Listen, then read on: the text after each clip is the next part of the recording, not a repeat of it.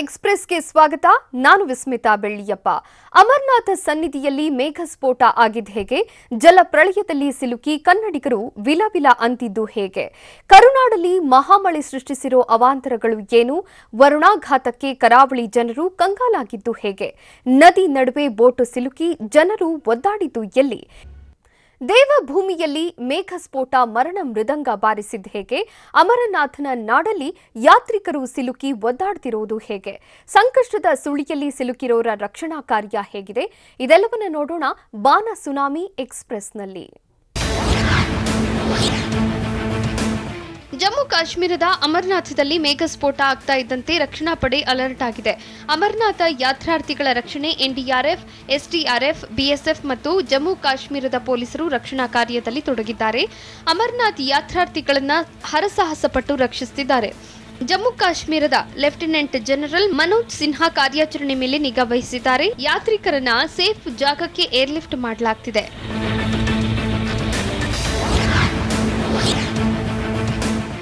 ಅಮರನಾಥ ಗುಹೆಯಲ್ಲಿ ಮೇಘಸ್ಫೋಟದಿಂದ ಸಾವಿರಾರು ಯಾತ್ರಾರ್ಥಿಗಳು ಸಂಕಷ್ಟಕ್ಕೆ ಸಿಲುಕಿದ್ದಾರೆ. ಅಮರನಾಥ ಯಾತ್ರಾರ್ಥಿಗಳಿಗಾಗಿ ತಾತ್ಕಾಲಿಕ ಟೆಂಟ್ ಮತ್ತು ಅಡುಗೆ ಕೋಣೆಗಳನ್ನು ನಿರ್ಮಿಸಲಾಗಿತ್ತು.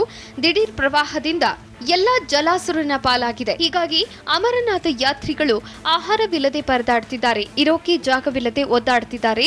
ಮತ್ತೊಂದೆಡೆ ಸಮರೋಪಾದಿಯಲ್ಲಿ ರಕ್ಷಣಾ ಕಾರ್ಯ ನಡೆಯುತ್ತಿದ್ದು ಕೆಲವರನ್ನ ಭಾರತೀಯ ಸೇನೆ ಏರ್ಲಿಫ್ಟ್ ಮಾಡಿ ಜೀವ ಉಳಿಸಿದೆ. ಅಮರನಾಥದಲ್ಲಿ ರಕ್ಷಣಾ ಕಾರ್ಯ ಸಮರೋಪಾದಿಯಲ್ಲಿ ಸಾಗಿದೆ.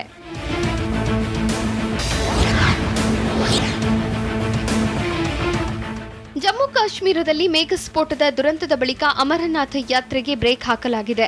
ಮುಂದಿನ ಆದೇಶದವರೆಗೂ ಯಾತ್ರೆ ತಾತ್ಕಾಲಿಕವಾಗಿ ಬಂದ್ ಮಾಡಲಾಗಿದೆ.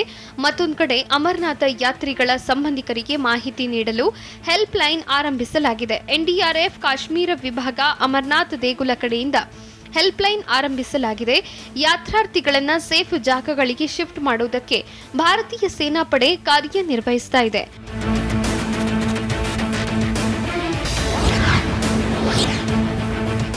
ಅಮರನಾಥದಲ್ಲಿ ಮೇಘಸ್ಫೋಟದಿಂದ ಉಂಟಾದ ಅನಾಹುತದ ಬಗ್ಗೆ ಕೇಂದ್ರ ಗೃಹ ಸಚಿವ ಅಮಿತ್ ಶಾ ಟ್ವೀಟ್ ಮಾಡಿದ್ದಾರೆ.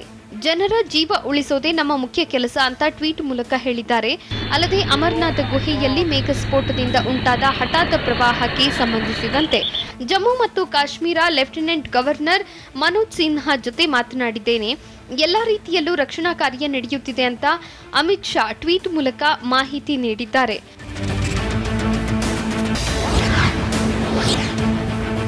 ಕಣಿವೆ ರಾಜ್ಯ ಜಮ್ಮು ಕಾಶ್ಮೀರದ ಅಮರನಾಥ ಯಾತ್ರೆಯಲ್ಲಿ ದೊಡ್ಡ ದುರಂತ ನಡೀತಾ ಇದ್ದಂತೆ ಬೀದರ್ ಜಿಲ್ಲೆ ಜನ ಕೂಡ ಕಂಗಾಲಾಗಿದ್ರು. ಜುಲೈ 5ರಂದು ಯಾತ್ರೆಗೆ ಅಂತ ಬೀದರ್ನಿಂದ 10 ಮಂದಿ ಹೋಗಿದ್ರು. ಕಮಲಾನಗರ ತಾಲೂಕಿನ 6 ಮಂದಿ ಅಮರನಾಥ ಯಾತ್ರೆಗೆ ಹೋಗಿದ್ರೆ ಭಾಲ್ಕಿ ತಾಲೂಕಿನಿಂದ 2, ಬಸವ ಕಲ್ಯಾಣದ 1 ಅಮರನಾಥ ಯಾತ್ರೆಗೆ ತೆರಳಿದ್ರು. ಅಲ್ಲದೆ ಜೂನ್ 2ರಂದು ಮೈಸೂರಿನ ಕಿರಣ್, ಪ್ರಸಾದ್, ವಿಠಲ್ ರಾಜ್ ಸೇರಿದಂತೆ 6 ಜನ ಪ್ರವಾಸಕ್ಕೆ ಹೋಗಿದ್ರು. ಘಟನೆ ವೇಳೆ ಶೇಷನಾಗ್ ಬಳಿ ಇದ್ದಿದ್ರಿಂದ ಮೈಸೂರಿನ ಪ್ರವಾಸಿಗರು ಅಪಾಯದಿಂದ ಪಾರಾಗಿದ್ದಾರೆ.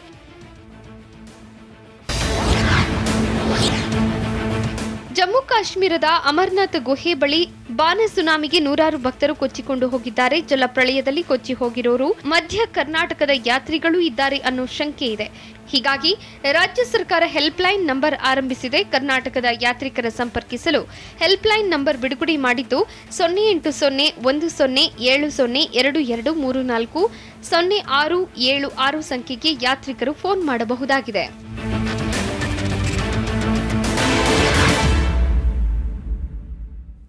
ಅಮರನಾಥ ಯಾತ್ರೆಗೆ ಹೋಗಿರೋರ ಕನ್ನಡಿಗರ ಪರಿಸ್ಥಿತಿ ಹೇಗಿದೆ? ತಾಯ್ನಾಡಿಗೆ ಮರಳುವುದಕ್ಕೆ ಭಕ್ತರು ಒದ್ದಾಡ್ತಿರೋದು ಹೇಗೆ? ಕನ್ನಡಿಗರಿಗಾಗಿ ತೆರೆದಿರೋ ಸಹಾಯವಾಣಿ ನಂಬರ್ ಯಾವುದು? ಇದೆಲ್ಲವನ್ನ ನೋಡೋಣ ಕನ್ನಡಿಗರು ಸೇಫ್ ನ್ಯೂಸ್ ಟಾಪ್ 9ನಲ್ಲಿ. ಅಮರನಾಥಕ್ಕೆ ತೆರಳಿದ್ದ ಕರ್ನಾಟಕದ ಯಾತ್ರಾರ್ಥಿಗಳು ಸೇಫ್ ಆಗಿದ್ದಾರೆ. ಸೂಕ್ತ ರಕ್ಷತೆ ಇಲ್ಲದ ಕಾರಣ ದರ್ಶನ ಪಡೆಯಲಾಗದೆ ವಾಪಸ್ ಆಗಿದ್ದಾರೆ ಅಂತ ಟಿವಿ9ಗೆ ಬೆಂಗಳೂರಿನ ಹಲಸೂರು ಉದ್ಯಮಿ ಬಿಕೆ ಪ್ರಕಾಶ್ ಮಾಹಿತಿ ನೀಡಿದ್ರು. ಬೆಂಗಳೂರಿನಿಂದ ಸುಮಾರು 100 ಯಾತ್ರಾರ್ಥಿಗಳು ಬಂದಿದ್ವಿ. ನಮ್ಮ ಟೀಮ್ನಲ್ಲಿ 20 ಯಾತ್ರಾರ್ಥಿಗರು ಇದ್ದು ಎಲ್ಲರೂ ಸೇಫ್ ಆಗಿದ್ದಾರೆ. ನಿನ್ನೆ ಸಂಜೆ ದರ್ಶನ ಕ್ಲೋಸ್ ಮಾಡಿರೋದ್ರಿಂದ ವಾಪಸ್ ಆಗಿದ್ದಾರೆ ಅಂತ ಟಿವಿ9ಗೆ ಬೆಂಗಳೂರಿನ ಹಲಸೂರು ಉದ್ಯಮಿ ಬಿಕೆ ಪ್ರಕಾಶ್ ಮಾಹಿತಿ ನೀಡಿದ್ರು. ಬೆಂಗಳೂರಿನವರು ಸೇರಿ ಹಲವು ಜಿಲ್ಲೆಯ ಯಾತ್ರಾರ್ಥಿಗಳು ಸೇಫ್ ಆಗಿದ್ದಾರೆ ಅಂತ ಟಿವಿ9ಗೆ ಬೆಂಗಳೂರಿನ ಹಲಸೂರು ಉದ್ಯಮಿ ಬಿಕೆ ಪ್ರಕಾಶ್ ಮಾಹಿತಿ ನೀಡಿದ್ರು. ಜಮ್ಮು ಕಾಶ್ಮೀರದ ಬಾಲ್ಟಾಲ್ ಬೇಸ್ ಕ್ಯಾಂಪ್ನಲ್ಲಿ ಈಗ ಹಾಲ್ಟ್ ಆಗಿದ್ದಾರೆ. ಬಾಲ್ಟಾಲ್ ಬೇಸ್ ಕ್ಯಾಂಪಿನಿಂದ ಸಿಯಾಚಿನ್ ಬೇಸ್ ಕ್ಯಾಂಪ್ನತ್ತ ಬಂದಿದ್ದಾರೆ. ಅಲ್ಲದೆ ಚಿಕ್ಕಮಗಳೂರು, ರಾಮನಗರ ಜಿಲ್ಲೆಯ 50ಕ್ಕೂ ಹೆಚ್ಚು ಜನ ಸೇಫ್ ಆಗಿದ್ದಾರೆ ಅಂತ ಟಿವಿ9ಗೆ ಬೆಂಗಳೂರಿನ ಹಲಸೂರು ಉದ್ಯಮಿ ಬಿಕೆ ಪ್ರಕಾಶ್ ಮಾಹಿತಿ ನೀಡಿದ್ರು. ಜಮ್ಮು ಕಾಶ್ಮೀರದ ಅಮರ್ನಾಥ್ ಗುಹೆ ಬಳಿ ಮೇಘಾ ಸ್ಫೋಟವಾಗಿದೆ. ಮಾಂಜರಿಯಿಂದ ಯಾತ್ರೆಗೆ ತೆರಳಿದ್ದ 8 ಯುವಕರು ಸುರಕ್ಷಿತವಾಗಿದ್ದಾರೆ. ಬೆಳಗಾವಿ ಜಿಲ್ಲೆಯ ಚಿಕ್ಕೋಡಿ ತಾಲೂಕಿನ ಮಾಂಜರಿ ಗ್ರಾಮದವರು ಸೇಫ್ ಆಗಿದ್ದು ನಿಟ್ಟುಸಿರು ಬಿಟ್ಟಿದ್ದಾರೆ. ಈಗಾಗಲೇ ಯುವಕರು ಅಮರ್ನಾಥ್ ದರ್ಶನ ಪಡೆದಿದ್ದಾರೆ. ಮಾಂಜರಿ ಗ್ರಾಮಕ್ಕೆ 8 ಯುವಕರು ವಾಪಸ್ ಆಗಲಿದ್ದಾರೆ. ಯುವಕರು ಸೇಫ್ ಆಗಿರುವುದರಿಂದ ಕುಟುಂಬಸ್ಥರು ನಿಟ್ಟುಸಿರು ಬಿಟ್ಟಿದ್ದಾರೆ. ಜಮ್ಮು ಕಾಶ್ಮೀರದ ಅಮರ್ನಾಥ್ ಗುಹೆಯ ಬಳಿ ಮೇಘಾ ಸ್ಫೋಟವಾಗಿದ್ದು ಜನ ಪತರುಗುಟ್ಟಿದ್ದಾರೆ. ಶಿವಮೊಗ್ಗದಿಂದ ತೆರಳಿದ್ದ ಮಹಿಳೆಯರ ತಂಡ ಸುರಕ್ಷಿತವಾಗಿದೆ ಎನ್ನುವ ಮಾಹಿತಿ ಲಭ್ಯವಾಗಿದೆ. ಮಾಜಿ ಮೇಯರ್ ಸುರೇಖಾ ಸೇರಿ 16 ಮಹಿಳೆಯರು ಸುರಕ್ಷಿತವಾಗಿದ್ದಾರೆ. ಸದ್ಯ ಪಹಲ್ಗಾಮ್ ಬೇಸ್ ಕ್ಯಾಂಪ್ನಲ್ಲಿ ಮಹಿಳಾ ತಂಡ ಸೇಫ್ ಆಗಿದೆ. ಇನ್ನು ಶ್ರೀನಗರದಿಂದ 16 ಮಹಿಳೆಯರು ಬೆಂಗಳೂರಿಗೆ ಆಗಮಿಸಲಿದ್ದಾರೆ. ಬಾನ ಸುನಾಮಿ ಸ್ಫೋಟದಿಂದ ಕಾಶ್ಮೀರದಲ್ಲಿ ದುರಂತ ಸಂಭವಿಸಿದೆ. ಕಾಶ್ಮೀರ ಕಣಿವೆಯಿಂದಲೇ ಟಿವಿ9 ಗ್ರೌಂಡ್ ರಿಪೋರ್ಟ್ ಮಾಡಿದೆ. ದುರಂತ ಸ್ಥಳದಿಂದ ಟಿವಿ9 ವಾಸ್ತವ ಚಿತ್ರಣ ತೆರೆದಿಟ್ಟಿದೆ. ಯಾತ್ರಿಕರ ಗೋಳಾಟದ ಕ್ಷಣದ ಮಾಹಿತಿಯನ್ನ ಟಿವಿ9 ವರದಿ ಮಾಡಿದೆ. ಮೇಘಾ ಸ್ಫೋಟವಾಗಿರೋ ಸ್ಥಳದಲ್ಲಿ ರಣಭೀಕರ ಪರಿಸ್ಥಿತಿ ನಿರ್ಮಾಣವಾಗಿದೆ. ಯಾತ್ರಾರ್ಥಿಗಳ ರಕ್ಷಣಾ ಕಾರ್ಯ ಭರದಿಂದ ಸಾಗಿದೆ. ಎನ್ಡಿಆರ್ಎಫ್ ಹಾಗೂ ಭಾರತೀಯ ಸೈನಿಕರು ರಕ್ಷಣಾ ಕಾರ್ಯದಲ್ಲಿ ತೊಡಗಿದ್ದಾರೆ. ಜಮ್ಮು ಕಾಶ್ಮೀರದ ಅಮರ್ನಾಥ್ ಗುಹೆ ಬಳಿ ಮೇಘಾ ಸ್ಫೋಟವಾಗಿದೆ. ಚಿಕ್ಕಮಗಳೂರಿನಿಂದ ಯಾತ್ರೆಗೆ ತೆರಳಿದ್ದ 60 ಭಕ್ತರು ಸುರಕ್ಷಿತವಾಗಿದ್ದಾರೆ. 2 ಯಾತ್ರಿಕರು ಸುರಕ್ಷಿತವಾಗಿ ಜಮ್ಮುವಿಗೆ ವಾಪಸ್ ಆಗಿದ್ದಾರೆ. ಉಳಿದ 58 ಪ್ರವಾಸಿಗರು ಬಲ್ಸಾಲ್ ಬಂಕರ್ನಲ್ಲಿ ವಾಸ್ತವ್ಯ ಹೂಡಿದ್ದಾರೆ. ಅಮರ್ನಾಥ್ ಯಾತ್ರೆಗೆ ತೆರಳಿದ್ದವರ ರಕ್ಷಣಾ ಕಾರ್ಯ ಭರದಿಂದ ಸಾಗಿದೆ. ಯಾತ್ರೆಗೆ ತೆರಳಿದ್ದ ಕನ್ನಡಿಗರನ್ನ ಸುರಕ್ಷಿತ ಸ್ಥಳಕ್ಕೆ ಶಿಫ್ಟ್ ಮಾಡಲಾಗುತ್ತಿದೆ. ಜಮ್ಮು ಕಾಶ್ಮೀರದ ಅಮರ್ನಾಥದಲ್ಲಿ ಬಾನ ಸುನಾಮಿಗೆ ಯಾತ್ರಾರ್ಥಿಗಳು ಕಂಗಾಲಾಗಿದ್ದಾರೆ. ಅಮರ್ನಾಥ್ ಯಾತ್ರೆಗೆ ತೆರಳಿದ್ದ ಬಬಲಾದ ಮಠದ ಶ್ರೀಗಳು ಸುರಕ್ಷಿತವಾಗಿದ್ದಾರಂತೆ. ಕಲಬುರಗಿ ತಾಲೂಕಿನ ಮುತ್ಯಾನ ಬಬಲಾದ ಮಠದ ಸ್ವಾಮೀಜಿ ಸೇಫ್ ಆಗಿದ್ದಾರೆ. ಜುಲೈ 4ರಂದು ಕಲಬುರಗಿಯಿಂದ ಯಾತ್ರೆಗೆ ಶ್ರೀಗಳು ಹೋಗಿದ್ರು. ಜುಲೈ 7ರಂದು ಸ್ವಾಮೀಜಿ ಸೇರಿ 14 ಜನರು ದರ್ಶನ ಪಡೆದಿದ್ರು. ಅಮರ್ನಾಥದಿಂದ ವೈಷ್ಣೋದೇವಿಯತ್ತ ಪ್ರವಾಸವನ್ನ ಶ್ರೀಗಳು ಕೈಗೊಂಡಿದ್ದಾರೆ. ಜಮ್ಮು ಕಾಶ್ಮೀರದ ಅಮರ್ನಾಥದಲ್ಲಿ ಮೇಘಾ ಸ್ಫೋಟಕ್ಕೆ ಜನರು ಪತ್ತರುಗುಟ್ಟಿದ್ದಾರೆ. ಕಮತಗಿಯ ದೇವೇಂದ್ರಪ್ಪ ಬಂಡಿ ಮತ್ತು ಮಲ್ಲಪ್ಪ ದಂಡವತಿ ಸುರಕ್ಷಿತವಾಗಿದ್ದಾರೆ. ಬಾಗಲಕೋಟೆ ಜಿಲ್ಲೆ ಹುನಗುಂದ ತಾಲೂಕಿನ ಕಮತಗಿ ಗ್ರಾಮದಿಂದ ಅಮರ್ನಾಥ ಯಾತ್ರೆಗೆ ತೆರಳಿದ್ರು. ದೇವೇಂದ್ರಪ್ಪ ಹಾಗೂ ಮಲ್ಲಪ್ಪ ಸುರಕ್ಷಿತವಾಗಿ ಇರುವುದಾಗಿ ಮಾಹಿತಿ ನೀಡಿದ್ದಾರೆ. ಬಾಗಲಕೋಟೆ ಜಿಲ್ಲಾಧಿಕಾರಿ ಪಿ ಸುನೀಲ್ ಕುಮಾರ್ ಮಾಹಿತಿ ನೀಡಿದ್ದಾರೆ.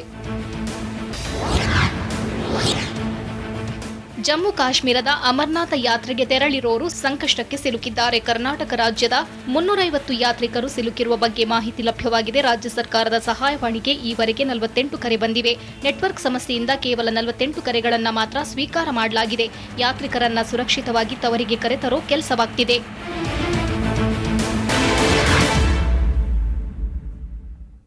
ಕೊಡಗು ಕಾಫಿನಾಡು ಶಿವಮೊಗ್ಗದಲ್ಲಿ ಮಹಾಮಳೆ ಆರ್ಭಟ ಹೇಗಿದೆ?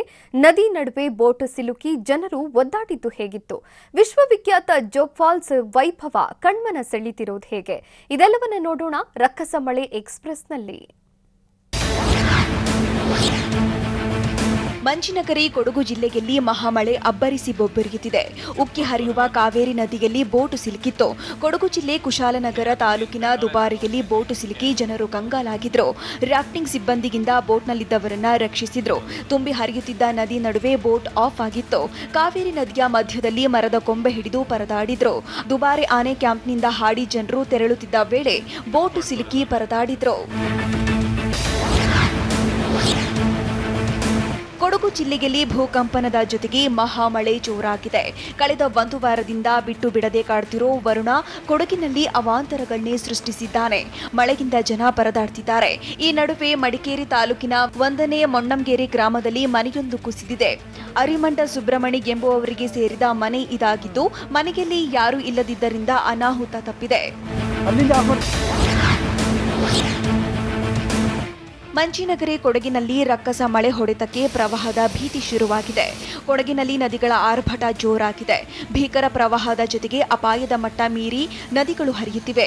ಭಾಗಮಂಡಲ ತ್ರಿವೇಣಿ ಸಂಗಮ ಕೂಡ ಜಲಾವೃತವಾಗಿದೆ.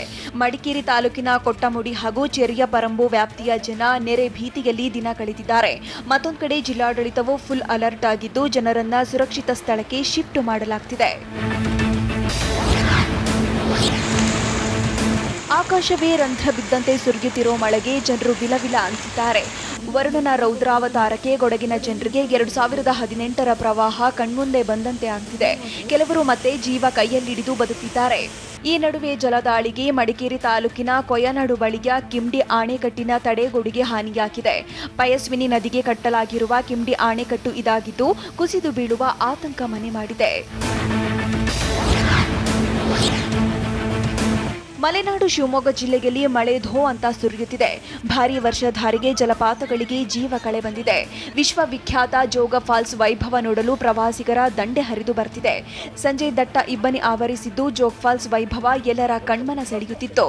ಇಬ್ಬನಿ ನಡುವೆ ಜೋಗ ಫಾಲ್ಸ್ ವಿಹಂಗಮ ನೋಟ ಎಲ್ಲರನ್ನೂ ಕೈಬೀಸಿ ಕರೆಯುವಂತೆ ಮಾಡಿತ್ತು. ಮಲೆನಾಡನ್ನೇ ನುಂಗಿ ಹಾಕುವಂತೆ ಅಬ್ಬರಿಸುತ್ತಿರೋ ಮಳೆ ಕೂಲ್ ಆಗಿಲ್ಲ. 4-5 ದಿನಗಳಿಂದ ಅಬ್ಬರಿಸಿ ಬೊಬ್ಬರಿಯುತ್ತಿದ್ದಾನೆ. ಇದರಿಂದಾಗಿ ಚಿಕ್ಕಮಗಳೂರು ಜಿಲ್ಲೆಯ ಮಣಬೂರಿನಲ್ಲಿ ಕಿರು ಸೇತುವೆ ಕೊಚ್ಚಿ ಹೋಗಿದೆ. ಅಲ್ಲದೆ ರಸ್ತೆಗಳು ಕೂಡ ಮಳೆ ನೀರಿನಲ್ಲಿ ಕುಸಿಯುತ್ತಿದ್ದು ಜನರಲ್ಲಿ ಆತಂಕ ಹೆಚ್ಚಾಗಿದೆ. ಇಷ್ಟೇ ಅಲ್ಲ, ಕೊಪ್ಪ ತಾಲೂಕಿನ ಬಸರೆಕಟ್ಟಿಗೆ ಸಮೀಪ ವಿದ್ಯುತ್ ಕಂಬಗಳು ಧರೆಗುರುಳಿವೆ. ಮಲೆನಾಡಲ್ಲೇ ಮಳೆಗಿಂದ ಭಾರಿ ಅವಾಂತರ ಆಗ್ತಿರುವ ಬೆನ್ನಲ್ಲೇ ಜನರಿಗೆ ಮತ್ತಷ್ಟು ಆತಂಕ ಹೆಚ್ಚಾಗ್ತಿದೆ. ನದಿಗಳು ಅಬ್ಬರಿಸಿ ಬೊಬ್ಬರಿಯುತ್ತಿವೆ. ವರದಾ, ತುಂಗಭದ್ರಾ ಹಾಗೂ ಕುಮುದ್ವತಿ ನದಿಗಳು ಅಪಾಯದ ಮಟ್ಟ ಮೀರಿ ಹರಿಯುತ್ತಿವೆ. ಇದರಿಂದ ಈಗಾಗಲೇ ಹಾವೇರಿ ಜಿಲ್ಲೆಯ ಹಾನಗಲ್ ತಾಲೂಕಿನ ಹೇರೂರು ಗ್ರಾಮದ ಬಳಿ ಪ್ರವಾಹ ಉಂಟಾಗಿದ್ದು ಮೆಕ್ಕೆಜೋಳ, ಕಬ್ಬು, ಚೆಂಡು ಹೂವು ನೀರು ಪಾಲಾಗಿದೆ. ಜಲಪ್ರಳಯಕ್ಕೆ ಜನರು ಪತರುಗುಟ್ಟಿ ಹೋಗಿದ್ದಾರೆ. ಮಹಾಮಳೆಗೆ ಮಹಾರಾಷ್ಟ್ರದಲ್ಲಿ ಅವಾಂತರಗಳೇ ಸೃಷ್ಟಿಯಾಗಿದೆ. ಮಹಾರಾಷ್ಟ್ರದಲ್ಲಿ ಭಾರೀ ಮಳೆಯಾಗ್ತಿರೋದ್ರಿಂದ ಯಾದಗಿರಿಗೂ ಭೀತಿ ಶುರುವಾಗಿದೆ. ಅಲ್ಲದೆ ಪ್ರವಾಹ ಮುನ್ಸೂಚನೆ ನೀಡಲಾಗಿದೆ.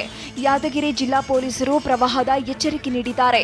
ಕೃಷ್ಣಾ ನದಿ ಪಾತ್ರದ ಗ್ರಾಮಗಳಿಗೆ ಪೊಲೀಸರು ಭೇಟಿ ನೀಡಿ ದಡಕ್ಕೆ ತೆರಳದಂತೆ ಜನರಿಗೆ ಸೂಚಿಸುತ್ತಿದ್ದಾರೆ. ವಡಗೇರ ತಾಲೂಕಿನ ನದಿ ಪಾತ್ರದ ಗ್ರಾಮಗಳಲ್ಲಿ ಡಂಗೂರು ಸಾರಿ ಜನರಿಗೆ ಮಾಹಿತಿ ನೀಡುತ್ತಿದ್ದಾರೆ. ಕರಾವಳಿ ಭಾಗದಲ್ಲಿ ಮಹಾಮಳೆ ಕೊಡ್ತಿರೋ ಶಾಕ್ ಎಂಥದ್ದು? ಭೀಕರ ಜಲ ಪ್ರಳಯಕ್ಕೆ ಬದುಕು ಕೊಚ್ಚಿ ಹೋಗ್ತಿರೋದು ಹೇಗೆ? ಊರು ಸೂರು ಕಳೆದುಕೊಂಡು ಜನರು ಒದ್ದಾಟ ಹೇಗಿದೆ? ಇದೆಲ್ಲವನ್ನ ನೋಡೋಣ ಕರಾವಳಿ ಕಂಗಾಲು ಎಕ್ಸ್‌ಪ್ರೆಸ್‌ನಲ್ಲಿ. ಉತ್ತರ ಕನ್ನಡ ಜಿಲ್ಲೆಯಲ್ಲಿ ಮಹಾಮಳೆ ಅಬ್ಬರಿಸಿ ಬೊಬ್ಬಿರಿಯುತ್ತಿದೆ. ಜೋಯಿಡಾ ತಾಲೂಕಿನಲ್ಲಿ ವರುಣನ ಅಬ್ಬರ ಜೋರಾಗಿದೆ. ಅಪಾಯದ ಮಟ್ಟ ಮೀರಿ 3 ನದಿಗಳು ಹರಿಯುತ್ತಿವೆ. 3 ನದಿಗಳ ಮಧ್ಯೆ ಸಿಲುಕಿ ಘಟ್ಟಾವು ಗ್ರಾಮ ದ್ವೀಪದಂತಾಗಿದೆ. 1 ತಿಂಗಳಿಂದ ಘಟ್ಟಾವು ಗ್ರಾಮ ಸಂಪರ್ಕ ಕಳೆದುಕೊಂಡಿದೆ. ಕುಮಗಾಳಿ, ಅಪ್ಪರ್ ಕಾನೇರಿ, ಕಾನೇರಿ ನದಿಗಳ ನಡುವಿನ ಗ್ರಾಮ ಮಳೆ ಹೊಡೆತಕ್ಕೆ ಸಿಲುಕಿದ್ದು ಜನರು ಕಂಗಾಲಾಗಿದ್ದಾರೆ.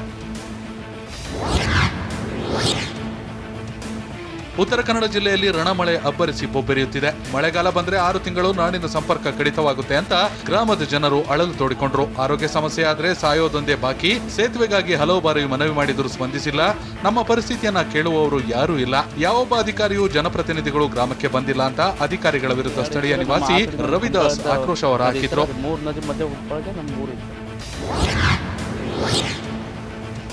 ಆಗಸಕ್ಕೆ ರಂಧ್ರ ಬಿದ್ದಂತೆ ರಕ್ಕಸ ಮಳೆ ಸುರಿಯುತ್ತಿದ್ದು ಉತ್ತರ ಕನ್ನಡ ಜಿಲ್ಲೆ ಜನ ಕಂಗೆಟ್ಟು ಕೂತಿದ್ದಾರೆ. ಪಶ್ಚಿಮ ಘಟ್ಟ ಪ್ರದೇಶದಲ್ಲಿ ನಿರಂತರ ಮಳೆ ಆಗ್ತಿದೆ. ಜೋಯಿಡಾ ತಾಲೂಕಿನ ಅಣಶಿ ಘಾಟ್ನಲ್ಲಿ ಮತ್ತೆ ಗುಡ್ಡ ಕುಸಿಯುವ ಆತಂಕ ನಿರ್ಮಾಣವಾಗಿದೆ. ಕಾರವಾರ ಹಾಗೂ ಬೆಳಗಾವಿಯ ಸಂಪರ್ಕಿಸುವ ರಾಜ್ಯ ಹೆದ್ದಾರಿ ಬಂದ್ ಆಗಿದೆ. ಸಂಜೆ 7ರಿಂದ ಬೆಳಗ್ಗೆ 7ರವರೆಗೂ ವಾಹನ ಸಂಚಾರ ನಿಷೇಧ ಹೇರಲಾಗಿದೆ. ಉತ್ತರ ಕನ್ನಡ ಜಿಲ್ಲೆ ಜೋಯಿಡಾ ತಾಲೂಕಿನ ಅಣಶಿ ಘಾಟ್ನಲ್ಲಿ ವಾಹನ ಸವಾರರು ಭಾರಿ ಆತಂಕದಲ್ಲೇ ಸಂಚಾರ ನಡೆಸುತ್ತಿದ್ದಾರೆ. ಕರುನಾಡಲ್ಲಿ ಮಹಾಮಳೆ ಆರ್ಭಟಕ್ಕೆ ಅವಾಂತರಗಳ ಸುರಿಮಳೆಯೇ ಸೃಷ್ಟಿಯಾಗ್ತಿದೆ. ಪ್ರಕೃತಿ ಕೋಪತಾಪಕ್ಕೆ ಜನ ದಿಕ್ಕೆಟ್ಟು ಕೂತಿದ್ದಾರೆ. ಉತ್ತರ ಕನ್ನಡ, ಉಡುಪಿ, ದಕ್ಷಿಣ ಕನ್ನಡದಲ್ಲಿ ಪ್ರವಾಹದ ಪ್ರಹಾರಕ್ಕೆ ಜನರು ಪತರಗುಟ್ಟಿದ್ದಾರೆ. ಮನೆಗಳಿಗೆ ನೀರು ನುಗ್ಗಿದ್ರೆ ರಸ್ತೆಗಳು ಸರ್ವನಾಶ ಆಗುತ್ತಿವೆ. ಕಣ್ಣೆದುರಲ್ಲೇ ಗುಡ್ಡಗಳು ಕುಸಿಯುತ್ತಿವೆ. ಜಲಾಸುರನ ಅಟ್ಟಹಾಸಕ್ಕೆ ಕರಾವಳಿ ಮತ್ತು ಮಲೆನಾಡಿನ ಭಾಗದ ಜನರು ಕಂಗಾಲಾಗಿ ಹೋಗಿದ್ದಾರೆ.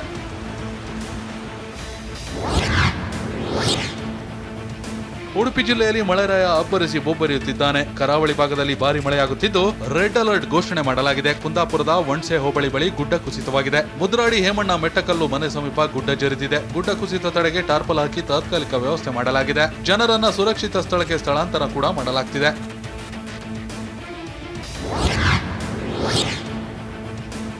ಉಡುಪಿ ಜಿಲ್ಲೆಯಲ್ಲಿ ವರುಣ ಧೋ ಅಂತ ಸುರಿಯುತ್ತಿದ್ದಾನೆ.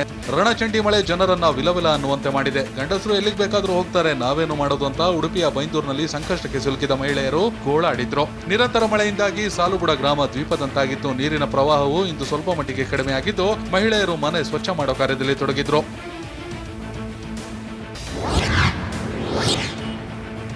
ಉಡುಪಿ ಜಿಲ್ಲೆಯ ಬೈಂದೂರಿನಲ್ಲಿ ಭಾರಿ ಮಳೆಯಾಗುತ್ತಿದೆ. ನೆರೆಯಲ್ಲೂ ಬದುಕು ಕಟ್ಟಿಕೊಳ್ಳೋಕೆ ಅರಸಾಹಸ ಪಡೋ ಪರಿಸ್ಥಿತಿಯು ನಿರ್ಮಾಣವಾಗಿದೆ. ಪಡುಕೋಣೆ ಬಳಿ ಬಲೆ ಹಾಕಿ ತೆಂಗಿನಕಾಯಿ ಸಂಗ್ರಹ ಮಾಡಿದ್ರು. ಸೌಪರ್ಣಿಕಾ ನದಿಯಲ್ಲಿ ತೆಂಗಿನಕಾಯಿಗಳು ತೇಲಿ ಬರ್ತಿದ್ವು. ಭಾರಿ ಗಾಳಿ ಮಳೆಗೆ ತೆಂಗಿನಕಾಯಿಗಳು ನದಿಗೆ ಬಿದ್ದಿದ್ವು. ಸೇತುವೆ ಮೇಲಿಂದ ಕೋಲು ಬಲೆ ಹಾಕಿ ತೆಂಗಿನಕಾಯಿ ಸಂಗ್ರಹಿಸಲಾಯಿತು.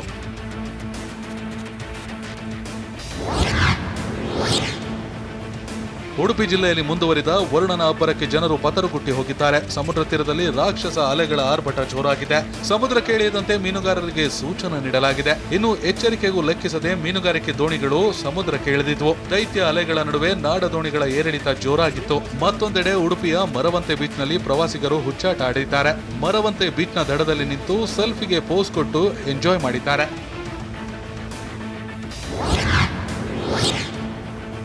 ದಕ್ಷಿಣ ಕನ್ನಡ ಜಿಲ್ಲೆಯಲ್ಲಿ ಮಳೆಯಿಂದ ಜನರು ಶೇಕ್ ಆಗಿದ್ದಾರೆ. ಮಹಾಮಳೆಗೆ ಕರಾವಳಿಯಲ್ಲಿ ಸರಣಿ ಅವಾಂತರ ಸೃಷ್ಟಿಯಾಗ್ತಿದೆ.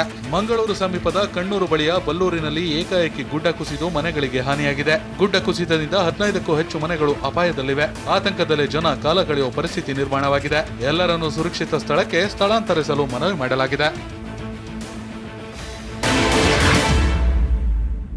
ಅಮರನಾಥ ನಾಡಲ್ಲಿ ಜೀವ ಉಳಿಸಿಕೊಂಡ ಮಹಿಳೆ ಕಣ್ಣೀರು ಹಾಕಿದ ಹೇಗೆ? ರಾಜ್ಯದಲ್ಲಿ ಇನ್ನು ಎಷ್ಟು ದಿನ ಮಳೆ ಅಬ್ಬರಿಸಿ ಬೊಬ್ಬಿರಿಯಲಿದೆ? ಬೆಂಗಳೂರಲ್ಲಿ ಈದ್ಗಾ ಮೈದಾನ ವಿವಾದ ಮತ್ತೆ ಭುಗಿಲೇಳಲಿದೆಯಾ? ಇದೆಲ್ಲವನ್ನ ನೋಡೋಣ ಸಮಗ್ರ ಎಕ್ಸ್‌ಪ್ರೆಸ್‌ನಲ್ಲಿ.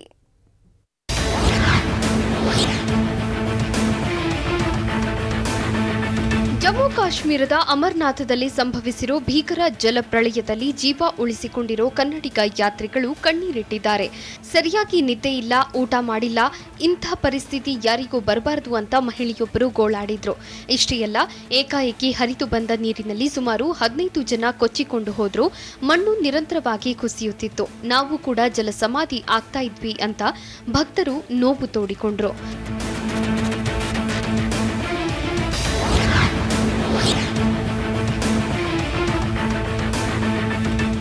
ಕಾವೇರಿ ಜಲಾನಯ ಪ್ರದೇಶದಲ್ಲಿ ನಿರಂತರ ಮಳೆಯಾಗ್ತಾ ಇದೆ. ಕೆಆರ್ಎಸ್ ಡ್ಯಾಂ ಸಂಪೂರ್ಣ ಭರ್ತಿಗೆ 3 ಅಡಿಯಷ್ಟೇ ಬಾಕಿ ಇದೆ. ಯಾವುದೇ ಕ್ಷಣದಲ್ಲಿ ನದಿಗೆ ಹೆಚ್ಚಿನ ನೀರು ಬಿಡುವ ಸಾಧ್ಯತೆ ಇದೆ.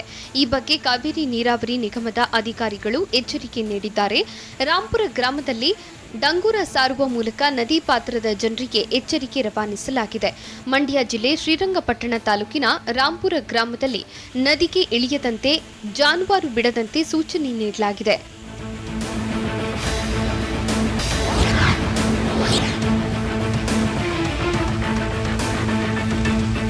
ಅರಬ್ಬಿ ಸಮುದ್ರದಲ್ಲಿ ಮೇಲ್ಮೈ ಸುಳಿಗಾಳಿ ಹೆಚ್ಚಾಗಿದೆ. ರಾಜ್ಯದಲ್ಲಿ ಇನ್ನು 5 ದಿನ ಭಾರೀ ಮಳೆಯಾಗುವ ಮುನ್ಸೂಚನೆ ನೀಡಲಾಗಿದೆ. ರಾಜ್ಯದ ಕರಾವಳಿ ಭಾಗದಲ್ಲಿ 3 ದಿನ ರೆಡ್ ಅಲರ್ಟ್ ಘೋಷಿಸಲಾಗಿದೆ. ಉತ್ತರ ಒಳನಾಡಿನಲ್ಲಿ 5 ದಿನ ಯೆಲ್ಲೋ ಅಲರ್ಟ್ ಘೋಷಿಸಿದ್ದು, ದಕ್ಷಿಣ ಒಳನಾಡಿನಲ್ಲಿ 3 ದಿನ ಆರೆಂಜ್ ಅಲರ್ಟ್ ಘೋಷಿಸಲಾಗಿದೆ. ಶಿವಮೊಗ್ಗ, ಕೊಡಗು, ಹಾಸನ ಜಿಲ್ಲೆಗಳಲ್ಲಿ ಹೆಚ್ಚು ಮಳೆಯಾಗುವ ಸಾಧ್ಯತೆ ಇದೆ. ಬೆಂಗಳೂರಿನಲ್ಲಿ ಇನ್ನು 5 ದಿನ ಮಳೆ ಸುರಿಯುವ ಮುನ್ಸೂಚನೆಯನ್ನ ಹವಾಮಾನ ಇಲಾಖೆ ನೀಡಿದೆ.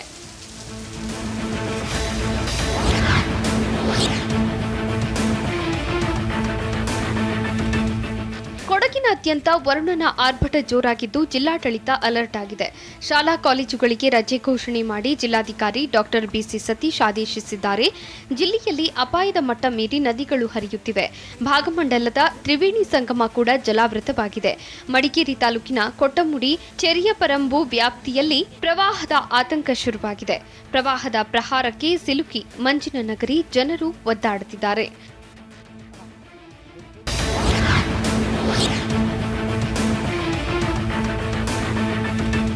ಮಂಡ್ಯದಲ್ಲಿ ಕೆಎಸ್ಆರ್ಟಿಸಿ ಬಸ್ ಜಮೀನಿಗೆ ನುಗ್ಗಿದ್ದು ಭಾರೀ ದುರಂತ ತಪ್ಪಿದೆ. ಕೂದಲೆಳೆ ಅಂತರದಲ್ಲಿ 70ಕ್ಕೂ ಹೆಚ್ಚು ವಿದ್ಯಾರ್ಥಿಗಳು ಪಾರಾಗಿದ್ದಾರೆ.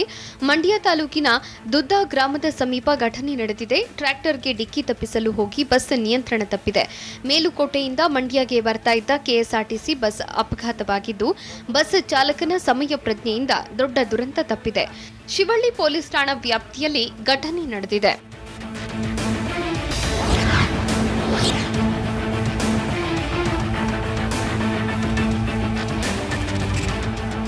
ಕೆರೂರಿನಲ್ಲಿ ಹಿಂದೂ ಕಾರ್ಯಕರ್ತರ ಮೇಲಿನ ಹಲ್ಲೆ ಪ್ರಕರಣ ಸಾಕಷ್ಟು ಸದ್ದು ಮಾಡ್ತಾ ಇದೆ. ಬಾದಾಮಿಯಲ್ಲಿ ಹಿಂದೂಪರ ಸಂಘಟನೆಗಳು ಬಂದ್ ಆಚರಿಸಿವೆ. ಬಾದಾಮಿ ಪಟ್ಟಣದ ಪುರಸಭೆಯಿಂದ ಪ್ರತಿಭಟನಾ ಮೆರವಣಿಗೆ ಮಾಡಿದ್ರು. ಪ್ರತಿಭಟನಾ ಮೆರವಣಿಗೆಯಲ್ಲಿ ಸಿದ್ದರಾಮಯ್ಯ ವಿರುದ್ಧ ಘೋಷಣೆ ಕೂಗಿ ಆಕ್ರೋಶ ಹೊರಹಾಕಿದ್ರು.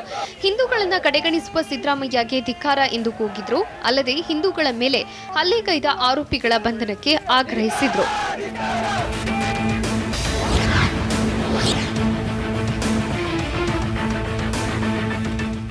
ಬೆಂಗಳೂರಿನಲ್ಲಿ ಈದ್ಗಾ ಮೈದಾನ ವಿವಾದ ತಾರಕಕ್ಕೇರುವುದು ಫಿಕ್ಸ್ ಆಗಿದೆ. ಜುಲೈ 12ರಂದು ಬೆಂಗಳೂರಿನ ಚಾಮರಾಜಪೇಟೆ ಬಂದ್ ಮಾಡುವುದು ನಿಶ್ಚಿತ ಅಂತ ಚಾಮರಾಜಪೇಟೆ ನಾಗರಿಕರ ಒಕ್ಕೂಟ ವೇದಿಕೆಯ ಸಂಚಾಲಕ ರುಕ್ಮಾಂಗದ ಹೇಳಿದ್ರು. ಜುಲೈ 12ರ ಬಂದ್ ಹಿಂಪಡೆಯುವ ಪ್ರಶ್ನೆ ಇಲ್ಲ. ಶಾಸಕ ಜಮೀರ್ ಅಹಮದ್ ದಾರಿ ತಪ್ಪಿದ ಮಗನ ರೀತಿ ಆಗಿದ್ದಾರೆ. ಬಿಎಸ್ ಯಡಿಯೂರಪ್ಪ ಸಿಎಂ ಆದ್ರೆ ವಾಚ್ಮ್ಯಾನ್ ಆಗ್ತೀನಿ ಅಂದಿದ್ರು. ಆಗಿನಿಂದಲೂ ಶಾಸಕ ಜಮೀರ್ ಆಡಿದ ಮಾತಿನಂತೆ ನಡೆದುಕೊಂಡಿಲ್ಲ ಅಂತ ಆಕ್ರೋಶ ಹೊರಹಾಕಿದ್ರು.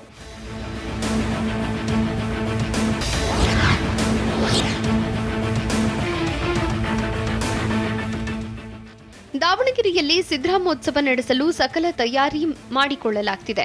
ಸಿದ್ದರಾಮೋತ್ಸವ ಆಚರಣೆ ಹಿನ್ನೆಲೆಯಲ್ಲಿ ಕಾಂಗ್ರೆಸ್ ಪಡೆ ಸ್ಥಳ ಪರಿಶೀಲನೆ ನಡೆಸಿದ್ರು. ಸಿದ್ದರಾಮೋತ್ಸವದ ಬಗ್ಗೆ ಮಾಜಿ ಶಾಸಕ ಕೆಎನ್ ರಾಜಣ್ಣ ಮಾತನಾಡಿದ್ರು. ಸಿದ್ದರಾಮಯ್ಯರನ್ನ ನಾಯಕ ಎಂದು ಬಿಂಬಿಸುವುದಕ್ಕೆ ಮಾಡುತ್ತಿಲ್ಲ. ಕಾಂಗ್ರೆಸ್ನಲ್ಲಿ ಸಿದ್ದರಾಮಯ್ಯ ದೊಡ್ಡ ನಾಯಕರಾಗಿದ್ದಾರೆ. ಓರ್ವ ವ್ಯಕ್ತಿ 75 ವರ್ಷ ಬಾಳುವುದೇ ದೊಡ್ಡ ಸಾಧನೆ ಅಂತ ಸಿದ್ದರಾಮೋತ್ಸವ ಸಮಿತಿ ಅಧ್ಯಕ್ಷ ಕೆಎನ್ ರಾಜಣ್ಣ ಹೇಳಿದ್ರು.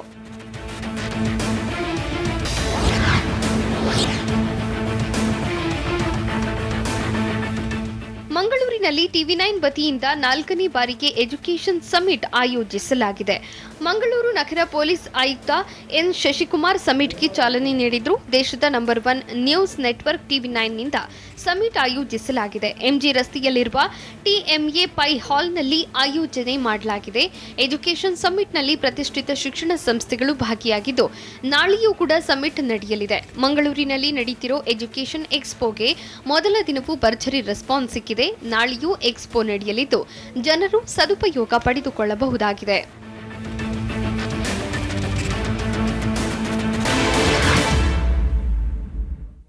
ಇದು ಈ ಹೊತ್ತಿನ ಪ್ರಮುಖ ಸುದ್ದಿ. ನಿರಂತರ ಸುದ್ದಿಗಾಗಿ ನೋಡ್ತಾ ಇರಿ ಟಿವಿ9.